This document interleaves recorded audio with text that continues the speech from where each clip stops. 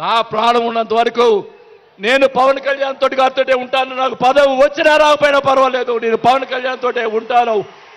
నేను రాజకీయంలో నాకు జరిగిన అన్యాయాలు ఒకటి కాదు, రెండు కాదు. మా నాన్న ఇచ్చిన నీ ఈరోజు ఛాలెంజ్ చేస్తున్నా పిఠాపురంలో అమ్మవారి సాక్షిగా మా నాన్న ఇచ్చిన ఆస్తిలోనే నేను సగం భాగం పైన నేను అమ్ముకున్నాను ఈ రోజు అని కూడా ఈ సభాముగా తెలియజేసుకుంటా ఉన్నాం. అయినా కానీ నేను లెక్క చేయను.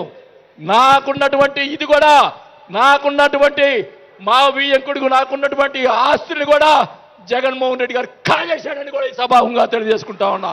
కాబట్టి అది త్వరగా మీరు చెప్తాను, అవన్నీ కూడా తెలియజేసుకుంటూ ఈరోజు మీరు నన్ను దయచేసి ఇప్పుడు ఈ మాట్లాడిన దానికి ఇంకా రేపు ఒకటే కౌంటర్లు వస్తాయి నాకు తెలుసు. ఛాలెంజ్ చేస్తున్నా, నేను ఇది కూడా ఛాలెంజ్ చేస్తున్నా. చంద్రబాబు నాయుడు గారు కూడా అడుగుతా ఉన్నా, మొత్తం మొన్న జరిగినట్టు ఉన్నటువంటి ఎమ్మెల్యేలు అందరి మీద ఎంక్వైరీ, నా మీద కూడా సహా ఎంక్వైరీ చేయండి.